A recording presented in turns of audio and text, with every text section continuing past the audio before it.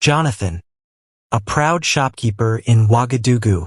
Khadija, the humble and modest First Lady.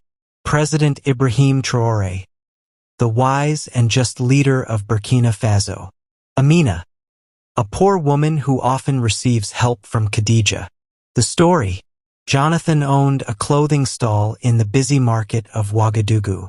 He was known not just for his sharp sales skills, but also for his arrogance. He believed his clothes were only meant for classy customers. If a poor or modestly dressed person came near, he would sneer and say, "This shop isn't for your type. Go somewhere else."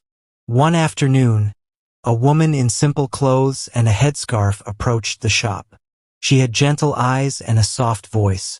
"Excuse me, how much is this fabric?" she asked politely. Jonathan looked at her with disdain, chuckled sarcastically, and replied, "People like you belong outside the window, not inside the shop. Leave." The woman said nothing. She quietly walked away. But what Jonathan didn't know was, this woman was Khadija, the First Lady of Burkina Faso. She often dressed simply to mingle among the people unnoticed, to understand their struggles. A few days later, a group of presidential guards appeared at Jonathan's shop. "The president wishes to see you," they said. Terrified and confused, Jonathan was taken to the presidential palace. To his surprise, President Ibrahim Traoré greeted him warmly. "Jonathan," he said, "we've heard you're one of the most skilled shopkeepers in the market. We'd like you to manage the clothing store at the presidential residence."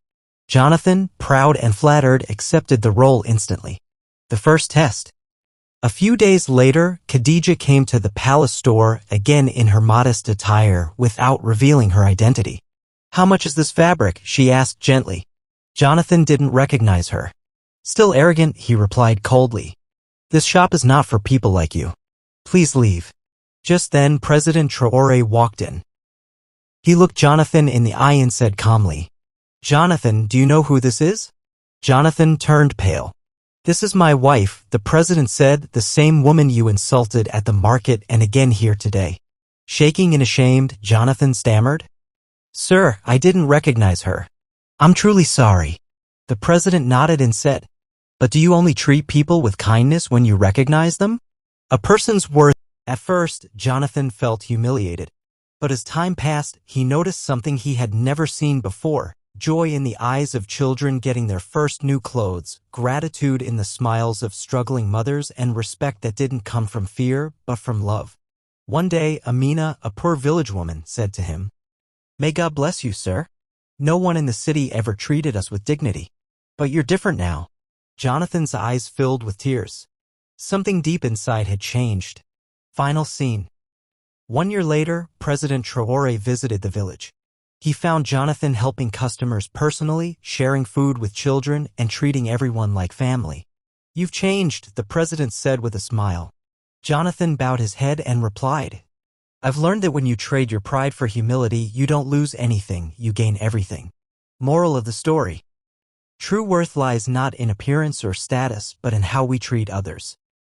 Arrogance blinds, but humility opens the heart to real greatness. Dear viewers, if you enjoyed this story, please subscribe, like, and share it with your friends. Don't forget to turn on the notification bell so you'll be the first to know when we post a new video. Thank you for watching.